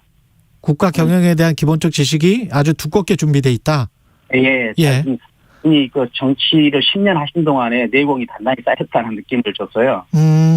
그래서 저는 좀, 그리고 또 인간적으로 좀 정직하고. 예. 예. 그러니까 국가 경영 전반에 대한 이해가 아주 분명하고. 예. 정직하고 매력으로 느끼고. 예. 저하고 꿈이 같았습니다. 어떤 꿈인가요? 우리나라가 한 단계 더 도약해야 된다. 선도 국가를 이루어야 된다. 예. 맞습니다. 그래서 그거는 우리 국민들 모두가 다 꿈꾸는 꿈인 것 같은데, 내공과 관련해서는 구체적으로 어떤 걸 느끼셨습니까? 내공이 두텁다라는 거는? 가장 크게 느낀 거는 국가 경영 전반에 관해서 매우 인식이 분명하다. 제가 국가 경영에서 가장 중요한 것이 뭡니까 하고 단도직입적으로 여쭤봤거든요. 예. 지금은 교육과 과학입니다. 이렇게 말씀하시더라고요. 교육과 과학입니다. 예. 네, 아주 준비된 대답을 하실 줄은 제가 몰랐거든요. 그 옆에서 그냥 아웃사이더로 보시기에 등판하시기 전에 이재명 후보랄지 윤석열 후보는 어떻게 평가를 하고 계셨었습니까? 그리고 지금은 어떻게 평가하고 계시고요? 지금도 그렇고 과거에도 그렇고 평가라기보다는 예. 아쉬운. 네. 우리나라는 미래를 이야기하거나 미래에 도전해본 기억이 한 20년 동안 별로 없거든요. 예. 살아왔는데, 예. 윤석열 후보나 이재명 후보님들 과거를 보던 일들을 했던 분들이고, 그래서 그분들이 정권을 잡으면은 우리 사회는 다시 과거에 갇히게 되지 않을까 하는 우려를 했습니다. 과거에 갇히게 되지 않을까 하는 우려를 갖게 된다. 두 분 다 과거의 인물들이다. 이런 말씀이시네요. 예. 과거에 아니라 과거를 다루던 일을 하신 분들. 과거를 뭐라고요? 과거를 다루는 일을 하신 분들이에요. 과거를 다루는 일을 하신 분들? 예, 예. 그러면 철학과 교수님이어서 그렇게 말씀하시는지는 모르겠습니다만은 제가 그러면 예. 철학적으로 여쭤보면 그 예. 과거가 지금 쌓여서 현재가 된 것이고 현재가 예. 쌓여서 미래가 되는 건데 예, 예. 너무 안철수는 미래고 이쪽은 과거다 이렇게 딱 분절됩니까? 시간이라는 게? 분절됩니다. 그런데 그 미래적 사고를 하는 사람이 이게 몸이 미래로 기울어져 있는 사람이 있고 예. 서로 기울어져 있는 사람이 있거든요. 예. 대답에 집중하는 사람은 몸이 과거로 기울어져 있고요. 예. 질문을 하는 사람들은 몸이 앞으로 기울어져 있습니다. 그러니까 이 안철수 후보님은 과학자시고, 예. 학자들은 가설을 세우는 일을 매우 잘 하거든요. 그렇죠. 네, 그런 미래로 몸을 기울어질 수 있는 그런 습관을 가질 수 있는 훈련을 받았다. 저는 그렇게 보는 것입니다. 가설과 전제를 하는 거를 업으로 삼았기 때문에. 예. 근데 혹시 만나셔서 윤석열 후보와의 단일화는 안 할 거죠? 이런 것도 물어보셨나요? 그래야 제가 도와드릴 수 있습니다. 혹시 이렇게 약속하신 거가 있습니까? 아닙니다. 그런 것을 묻지는 않았습니다. 않았는데 대화 중에 저는 완주할 겁니다. 이런 말씀을 하셔서 그러신가 보다 이렇게 생각하고 있었죠. 대화 중에 저는 완주할 겁니다. 이렇게 말은 하셨고요. 예. 그 말을 또 믿으셨고요. 그럼 믿어야죠. 만약에 지금 과거의 인물이라고 평가를 하는 두 사람 중에 한 사람과 단일화를 하겠다고 하면 어떻게 판단하실 거예요? 저는 그 정도까지 판단할 역할을 부여받지는 않았습니다. 예. 예. 그래서 제가 거기에 대해서는 제 생각을 말씀드리는 것이 적절하지 않아 보입니다. 그렇군요. 예. 그럼에도 불구하고 지지를 철회하거나 이러지는 않을 것 같다. 단일화를 한다고 해도. 단일화를 한다. 안철수 후보님께서 단일화를 한다고 해도 제가 지지하지는 않는다. 예. 물론 그렇습니다.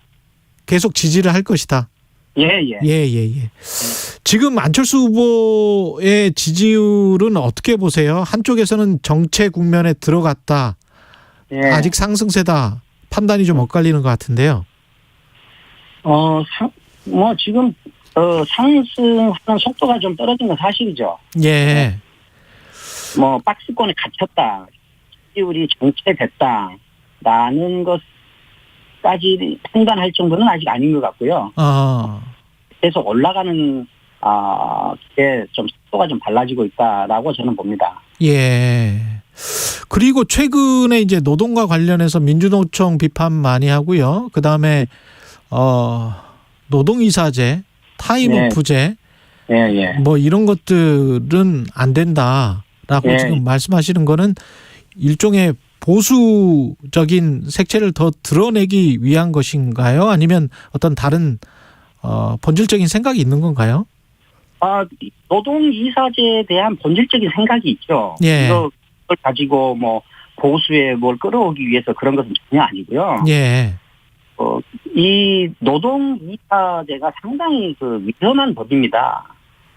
이거 기업의 효율성을 굉장히 떨어뜨리거든요.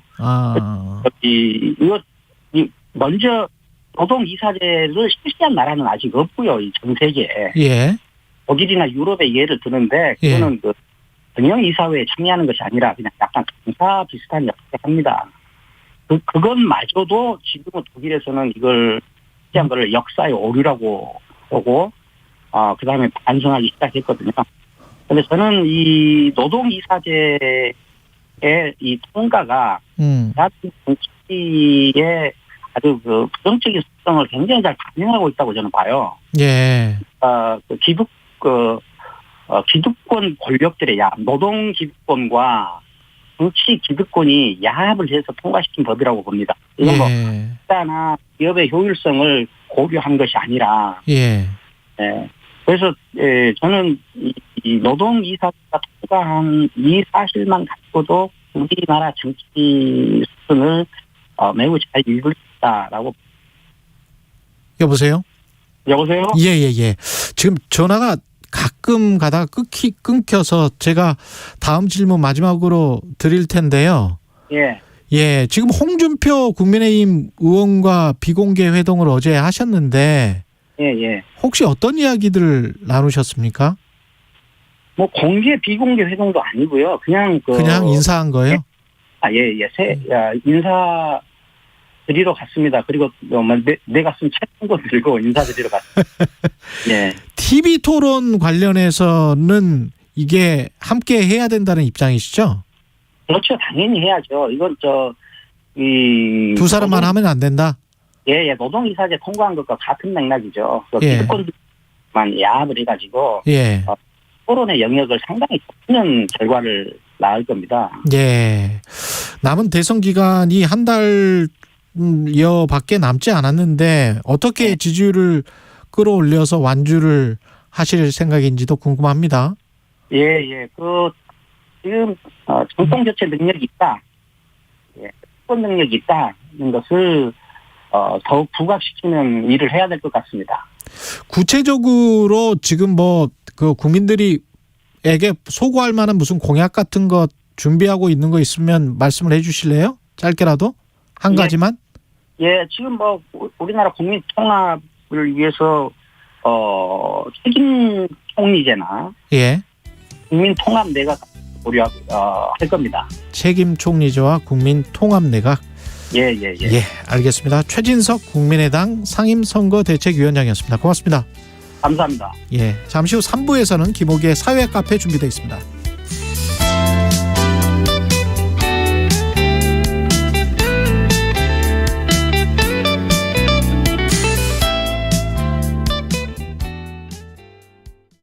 잠시 후 8시 반부터 일부 지역국에서는 해당 지역 방송을 보내드립니다.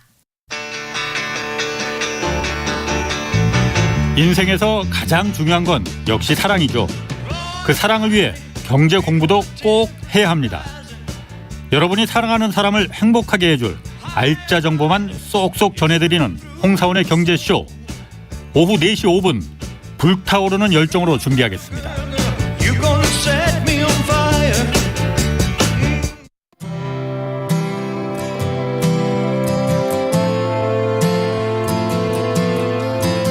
(2022년도) 주진우 라이브와 라이브 리브 러브.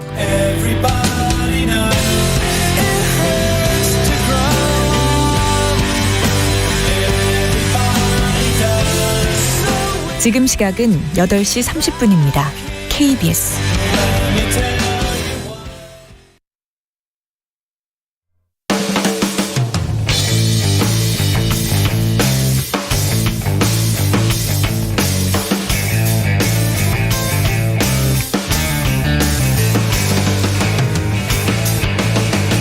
최경영의 최강 시사. 최강 시사. 김호기의 사회학 카페. 어서 오세요. 네, 뉴스의 이면에 있는 흐름과 우리 사회 큰 담론에 대해 이야기해보는 시간입니다. 김호기의 사회학 카페, 연세대학교 사회학과 김호기 교수님 나오셨습니다. 안녕하십니까? 네, 안녕하세요. 오늘의 주제는 설 연휴를 앞두고 가족의 의미를 다시 생각해보는 시간인가요? 네, 사회학적 그런 테마인데요. 예. 우리가 이제 보통 명절이 되면 귀성을 한다고 하잖아요. 예. 근데 고향에 돌아간다는 말이 두 가지가 있습니다. 하나가 귀향. 그렇죠. 네, 다른 하나가 귀성. 귀성. 요 차이가 무엇인가 하면요. 알고 계신 뭐 청취자분들도 많이 있겠지만. 예. 이 귀향이란 말은 말 그대로 고향에 돌아간다는 것이고요. 돌아간다. 귀성은 고향에 돌아가 부모를 살핀다는 의미입니다. 예, 그 부모님을 이제 돌아본다. 이게 예. 원래 성이라는 말에는 살핀다는 의미가 있습니다. 예. 그래서 사실 고향을 구성하는 건 두 가지거든요. 예. 하나는 자연 환경이죠. 우리가 어릴 때 뛰어놀던. 다른 하나는 바로 그곳에 살고 있는 가족입니다. 예. 그래서 특별하게 또 부모님이네요. 예, 그래서 역시 이제 효사상. 예, 아무래도 뭐 우리 전통 사회 그런 효사상으로부터 크게 영향받았다고 볼 수 있는데요. 예. 그래서 이 설 명절은 뭐 다음 주 월요일, 화요일, 수요일이지만 뭐 금요일 오후부터는 이제 본격적인 연휴가 시작된다고 볼 수 있는데요. 그래서 오늘은 좀 가족을 이야기하고 싶어서 이 주제를 가지고 나왔습니다. 고전적인 시각에서 보면 부모님이 꼭 이렇게 가족에 들어가 있는데 귀성이라는 말에 보이듯이. 그런데 지금은 가족이 엄마, 아빠 그리고 자식 딱 그 안에 그것만 가족으로 생각하는 분들도 많아진 것 같고요. 예, 그러니까 좀 약간 좀 학술적 얘기가 될지는 모르겠지만요. 보통 이제 저희 사회학에서 가족이라 하면 전통적으로 이렇게 규정을 합니다. 혼인과 출산으로 연결된. 혼인과 출산으로 연결된. 정서적으로 매우 친밀한 1차 집단을 뜻했습니다. 네, 그런데 이제 지난 20세기 후반에 가족이 다양해졌죠. 그러니까 한부모 가족도 있고요. 우리가 LGBT라고 보통 약어를 쓰는데요. 그러니까 레즈비언, 게이, 양성애자, 트랜스젠더 가족들도 있습니다. 그래서 오늘날의 우리 가족은 영어를 쓰자면 패밀리 이런 단수가 아니라 패밀리스, 가족들로 존재한다고 이야기를 하고 있습니다. 그래서 이 저희 학계에서는 가족을 이야기할 때 하나의 보편 모델, 일반 모델을 상정하지 않는 게 최근에 자연스러운 흐름이라고 할 수 있습니다. 그렇군요. 그 5256님 귀성이라는 그 단어에 부모님을 살핀다는 뜻이 담겨 있다는 걸 처음 알았어요. 감사합니다. 이렇게 말씀하셨습니다.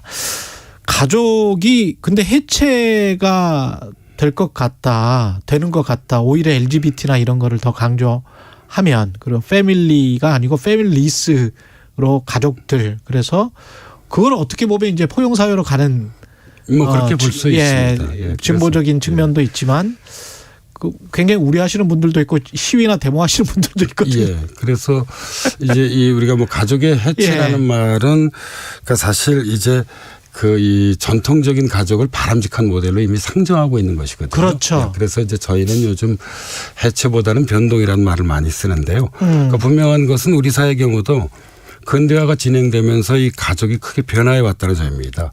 예, 이 그 두 가지만 말씀드리자면 하나는 핵가족의 비중이 늘어났고요. 또 다른 하나는 가족 크기가 소규모화됐습니다.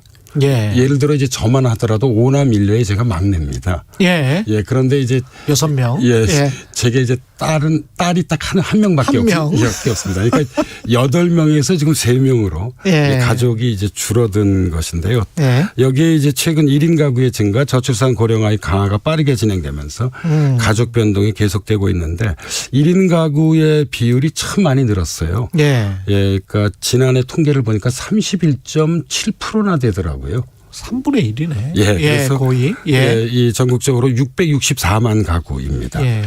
이게 젊은층하고 홀로 대신 이제 고령 세대가 이제 주요 1인 가구라고 1인 가구 다 합하면 뭐 절반을 넘는다는 이야기인데요. 예, 그죠? 그렇습니다. 예, 예. 1인 가구가 늘어나는 걸 보면 1인 가구는 가구 수로는 되지만 가족은 아니잖아요. 그냥 혼자 사는 거는 이거는 그러니까 개인이잖아요. 그냥. 예, 이제 그럼에도 불구하고 예. 물론 이제 가구와 가족의 차이가 있긴 하지만 그러니까 이제 가족 개념의 재구성이 저희들이 좀 필요하다고 보고 있습니다. 네, 재구성이 필요하다. 이게 갈수록 개인주의화되고 있고 소극적으로 변하는 거는 뭐 어쩔 수 없는 경향성이 분명히 나타나고는 있는데요. 예. 뭐 인간의 마음이 이거를 좀 따라가지 못하는 측면도 좀 있는 것 같고요. 예, 맞습니다. 예. 예. 그러니까 현실은 사실 저희들이 보기엔 예. 이 그 개인주의적 성향이 우리 사회에서 빠른 속도로 확산됐습니다. 그렇죠. 예, 그러나 이제 우리의 마음과 정신은 여전히 이제 어떤 그런 공동체주의적인 것들, 그렇죠. 예, 그리워하는 것이 우리 향수가 있고, 예, 현실인 것 같습니다. 예. 예. 근데 저는 궁금했던 게 그 이른바 이제 뭐 MZ 세대라고 하는 그 새로운 세대들은 정말 그런 향수가 전혀 없을까? 그런 생각도 드는데 그렇지는 있을 것 같거든요. 그렇지는 않습니다. 예. 왜냐하면 이제 이 가족을 대신한 예. 이제 다른 커뮤니티들이 있죠. 가장 대표적인 것이 온라인 커뮤니티들입니다. 그렇겠네요. 예. 그래서 뭐 이것을 가장 잘 보여주는 것이 이제 페이스북의 친구죠. 예. 그래서 이 느슨한 연대 이야기를 많이 하는 거군요. 예. 그게 훨씬 더 또 가볍기도 하지만 또 진정성이 있다라고 느끼는 측면이 맞습니다. 예, 그러네요. 그래서 제가 이제 보기에 좀 다소 좀 철학적 이야기인지 모르겠지만 저는 제가 사회학을 40년 공부하면서 보니까 인간이라고 하는 존재는요. 한편으로는 혼자 있기를 되게 좋아하고 뭐 그리고 이제 그런 지향성을 가지고 있습니다. 그런데 또 다른 한편으로는 다른 사람과 함께 있기를 그러니까 더불어 살아가기를 또한 그 바라고 또 지향하고 있는 것 같아요. 늘 양면적인 것 같습니다. 예, 인간이 이제 그런 존재인 것 같습니다. 예, 여성들. 근데 여기 이제 가족의 그 어떤 개념 자체가 변하고 있는 게 결국은 이제 여성들 사회활동 활발해지면서 그렇게 되는 거 아닙니까? 산업화 근대화되고. 예, 이제 가부장주의 문제인데요. 예. 그러니까 서구에서 가부장주의는 1960년대 이후 이제 페미니스트들에 의해서 비판받았는데요. 미국의 대표적인 여성학자죠. 이 베티 프리단의 여성의 신비가 선구적 저작인데 60년대 초반에 나왔거든요. 아주 그 당시로서는 상당히 급진적 견해였습니다. 이게 가정 혹은 가족은 이 프리단이 보기에는 편안한 포로 수용소에 불과하다는 것입니다. 네. 여자들의 경우에서는요. 여기에서 여성들을 이제 가정이란 좁은 울타리에 가두어 그러니까 생물학적 역할에 적응하도록 학습시키고 성인으로서의 주체의식을 부정하게 함으로써 여성 자신의 발전을 정체시켰다는 게 그의 주장인데요. 이러한 주장은 뭐 이후에 많은 페미니스트들에 의해서 광범위하게 받아들여졌고요. 저는 뭐 우리 사회에서도 많은 여성들이 크게 공감할 거라고 생각을 하고 있습니다. 이게 페미니즘의 기여는 우리가 페미니즘의 동의하든 동의하지 않든 무엇보다도 가부장주의라는 가족의 그늘을 발견하게 했다는 점입니다. 가족이라고 하는 것을 한 걸음 물러서서 보면 한편으로는 개인을 보호하고 사적 친밀감을 제공하지만 다른 한편으로는 그 안에 가부장 권력, 가정 폭력, 노인 학대, 아동 학대와 같은 그늘이 존재합니다. 그리고 이제 이러한 그런 가족의 그늘은 가족 구성원들에게 어떤 심원한 삶의 불안과 절망을 안겨줄 수 있다는 점에서 예. 중요한 사회 문제였고 저는 여전히 중요한 사회 문제라고 생각을 하고 있습니다. 근데 우리 사회 현상이 뭐 저출산 고령화가 계속 진행되고 있으니까요. 그리고 이것도 또 막을 수 없는 일종의 경향성이 확연히 드러나고 있는 것이고 그렇게 되면 이게 어떻게 갈게 될지 좀 두려운 생각도 듭니다. 이 가족이라는 게. 가족 정책이라고 하는 것은 넓은 의미에서 이제 인구 정책인데요. 그 말씀하셨던 저출산 고령화에 대해서만 제가 좀 말씀을 드려보자면 그러니까 저출생에 대해서는 저는 근본적인 처방이 필요하다고 생각합니다. 여성들이 평등하게 일할 수 있는 조건과 문화를 만들어줘야만 합니다.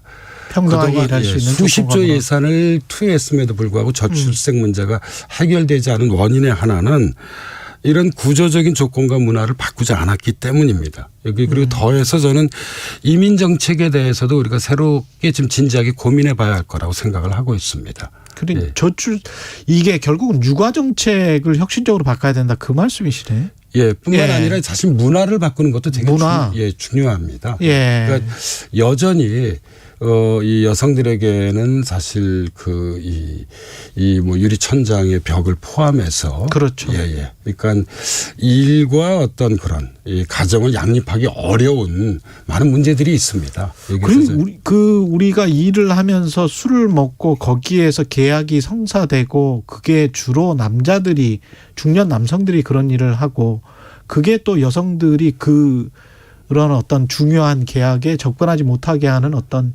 장벽이 되고 그런 측면도 있는 것 같습니다. 하나의 문화라는 사례이죠.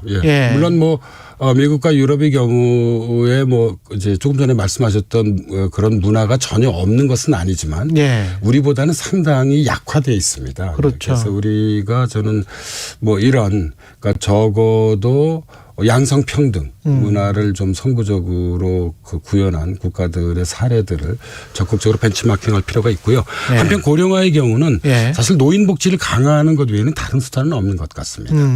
그리고 그 핵심은 일자리와 전 건강 문제라고 생각합니다. 일자리와 건강. 노인들에게는 일자리와 건강이다.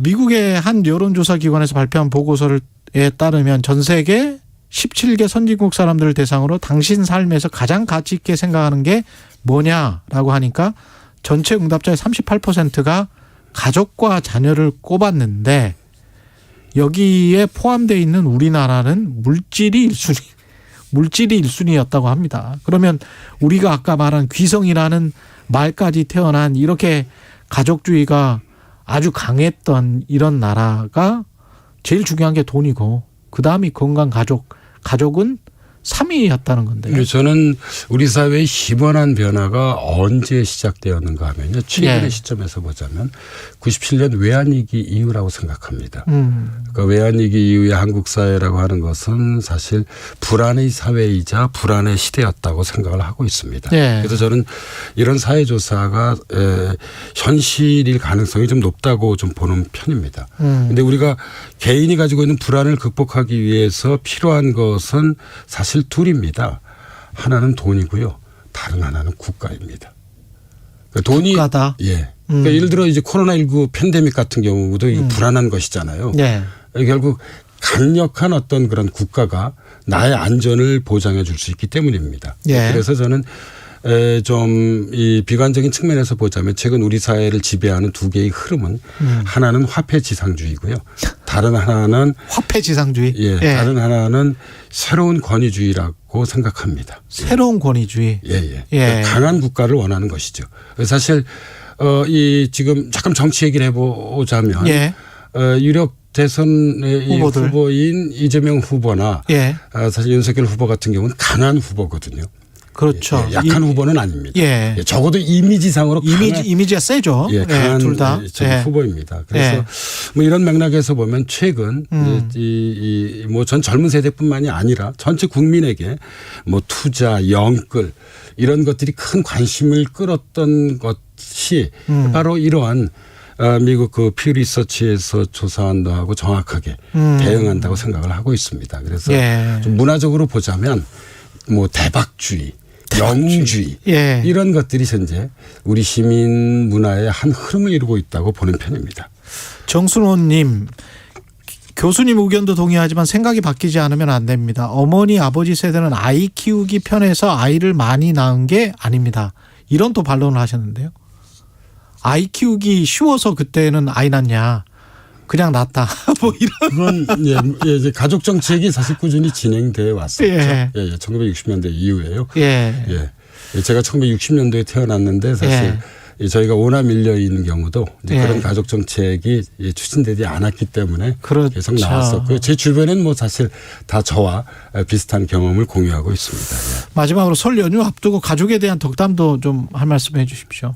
그러니까 가족의 가치를 일방적으로 강조하는 시대에는 지난 것 같습니다.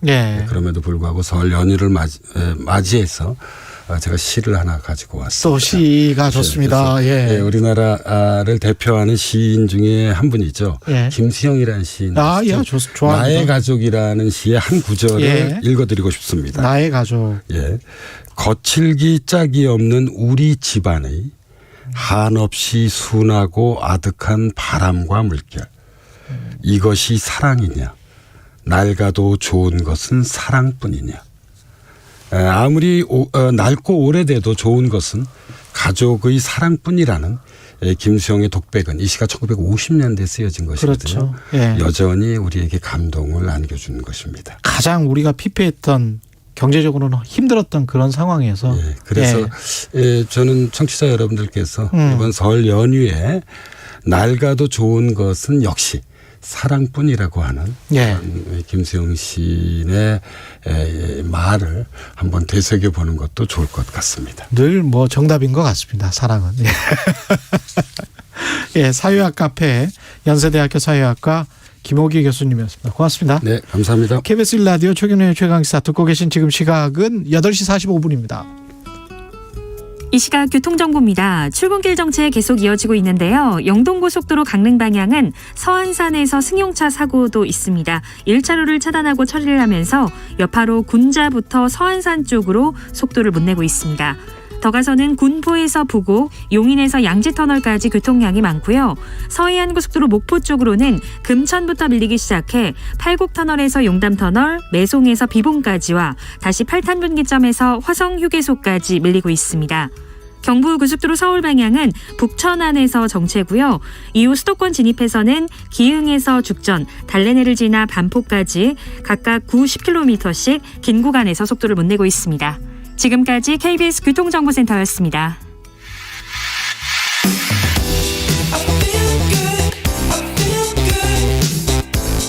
세상에 이익이 되는 방송 최경영의 최강시사.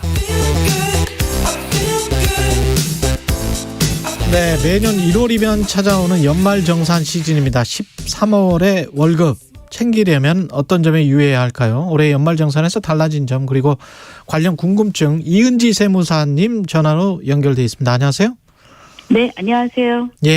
지금 올해 연말정산 가장 큰 특징은 뭐 절차가 좀 간소화됐다? 네, 그렇습니다. 이제 종전에는 그 연말정산 간소화 자료를 근로자 개인이 직접 홈택스에서 자료를 다운받아서 회사에 개별적으로 제출했었거든요. 그랬죠. 근데 이제 올해는 그 국세청이 그 일괄적으로 직원들의 자료를 회사에 제공하겠다라고 하는 서비스거든요. 그래서 직원들이 일괄 제공 서비스 신청서를 회사에 제출하면 회사가 홈택스에 그 신청한 직원들의 명단을 다 입력해 놓고 직원들이 거기 들어가서 나의 정보를 회사에 제공해도 되겠다라고 동의를 전부 해주면 국세청이 직접 직원들의 연말정산 간소화 자료를 회사에 일괄적으로 제공해 주는 서비스입니다. 그 혹시 회사가 일괄적으로 제공을 하다가 내가 연말정산 받을 수 있는 것을 뭐 놓치거나 뭐 이럴 경우는 없을까요? 이제 이 일괄 제공 서비스는 신청 기한이 좀 정해져 있어가지고요. 예. 그게 이제 19일까지라서 끝났거든요. 아, 끝났군요. 네. 예. 네네. 그러면 이제 그냥 종전처럼 개별적으로 자료 다운받아서 회사에 직원들이 직접 제출하시면 되고요. 예. 내년에 또 연말정산을 하니까 내년에는 미리미리 서둘러서 신청을 좀 하시면 이용하실 수 있겠죠. 네. 신용카드 공제, 신용카드 제일 많이 쓰실 텐데요. 신용카드든 네. 체크카드든 규모가 좀 커졌습니까? 신용카드는? 네, 아무래도 이제 코로나19 때문에 소비 촉진을 좀, 유도하고자. 예. 네네.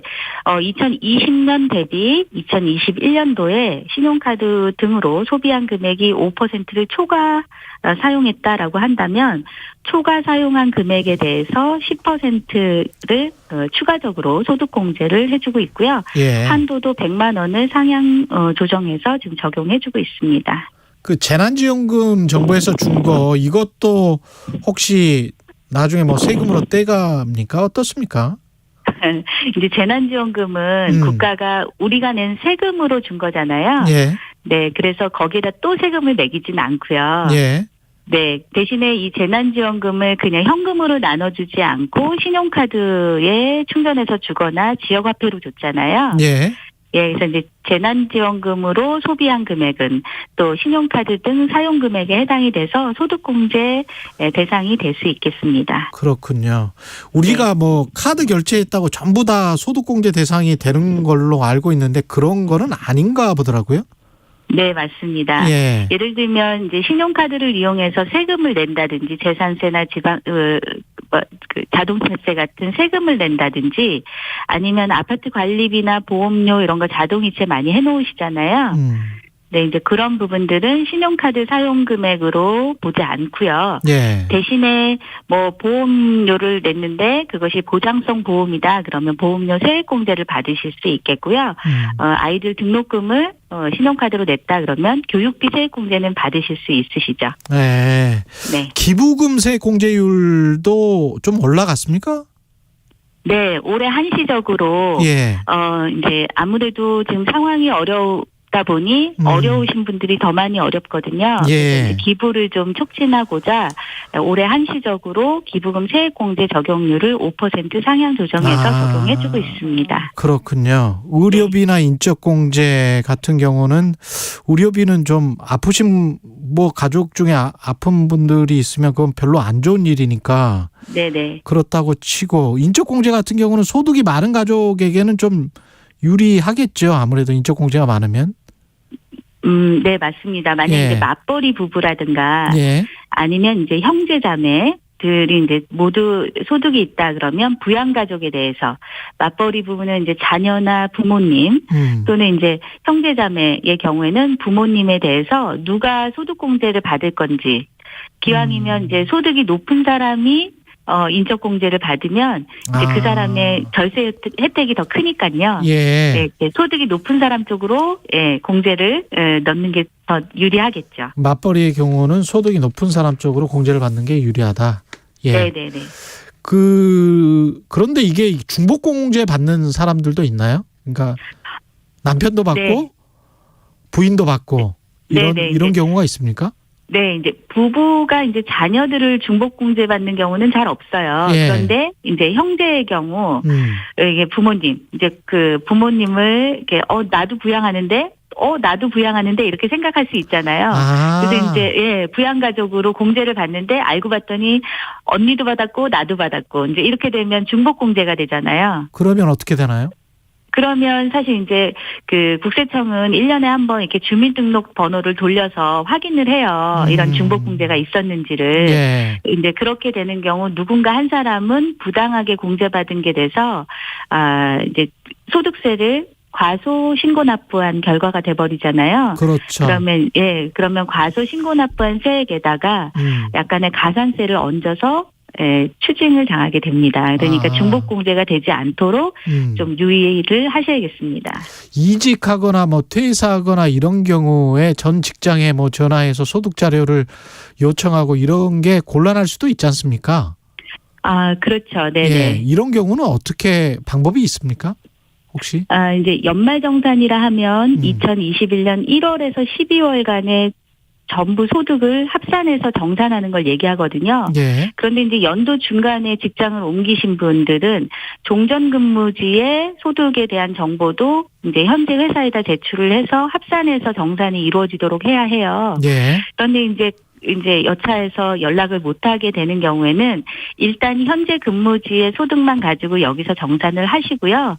그리고 이제 5월에 가면 이제 본인의 홈택스에 로그인해서 들어가시면 종전근무지 근로소득을 조회해서 보실 수가 있어요. 아. 네, 그때 가서 종전근무지 거와 현재 근무지 거를 합산해서 본인이 종합소득 확정신고를 해서 추가적으로 놓친 부분을 추가적으로 공제받아서 환급을 더 받으시면 되겠습니다. 4165님은 건설 현장 일용직으로 근무하고 있는데 1년 이상 근무할 때 네. 소득공제가 가능한지 물어보셨는데요. 일용직 급여는 이제 분리과세되는 소득이에요. 그래서 따라서 이제 일용직 급여는 이게 연말정산에 들어가지 않습니다. 예. 네네. IRP 그 연금 계좌 하시는 분들 많잖아요. 저도 하는데 이것도 절세가 많이 되나요?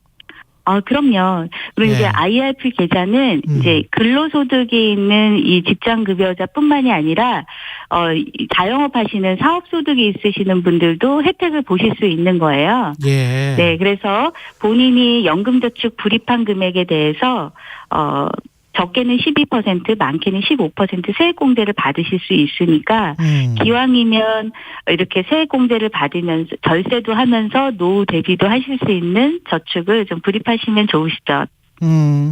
이게 중도 해지하면 세금 다시 내야 되는 거죠? 네, 다만 이제 이게 세금, 내가 저축 불입한 거에 대해서 세금을 깎아줬잖아요. 예. 그래서 이제 만기가 10년 이상이거든요. 그래서 이제 만기 10년을 유지하지 못하고 중간에 해지를 하시게 되면 그동안에 세액공제 받았던 것을 다시 이제 돌려내놓는 의미에서 저축 불입액에 대해서 세금을 좀 내셔야 됩니다. 그러니까 좀 그 만기 10년까지 끌고 갈 수 있는지, 그 다음에 이제 불입하는 금액이 내가 감당 가능한지를 판단하셔서 적절한 금액을 설정해서 가시면 좋겠습니다. 불입이 좀 힘들다 그래가지고 10만 원 내던 거를 뭐 1,000원으로 낮췄다. 그렇다고 해서 뭐 세금을 내야 되는 건 아니잖아요. 그냥 유지만 하면 되는 거죠, 이게. 네네네. 그다음에 월세랄지 주택담보대출 이자 관련해서는 어떤 소득 기준이 있습니까? 이걸 소득공제 받으려면? 네. 이제 일단은 월세세액 공제부터 먼저 말씀드리면요. 이거는 이제 무주택, 주택이 없는 사람이 그다음에 총 급여액이 7천만 원 이하이신 분이 월세 내는 부분에 대해서 최고 한도 750만 원까지 곱하기 이제 세액 10% 또는 12%를 세액 공제를 해주는데요. 주택 규모에 제한이 있어요. 국민주택 규모 이하이거나 85제곱미터 이하이거나 또는 크기는 큰데 기준시가가 3억 원 이하인 주택에 대한 월세를 세액 공제 받으실 수 있습니다. 주택담보대출 이자도 비슷합니까? 이제 집이 없으신 분들은 일단 주택담보대출보다 전세자금대출 먼저 말씀드릴게요. 시간이 거의 다 돼서. 네. 주택담보대출은 이자 상환액에 대해서 최고 한도 1,800만 원까지 공제받으실 수 있거든요. 근데 다만 연도 말에 집이 하나만 있으셔야 돼요. 오케이. 알겠습니다. 지금까지 이은지 세무사였습니다. 고맙습니다. 네. 이은자 세무사였습니다. 이은자 세무사였습니다. 네. 감사합니다. 설 연휴 기간 코로나19 감염 위험을 최소화하기 위한 특별 방역 조치가 시행됩니다. 특별 방역 조치의 적용 기간은 2월 2일까지 2주간입니다. 현재 수도권과 비수도권 상관없이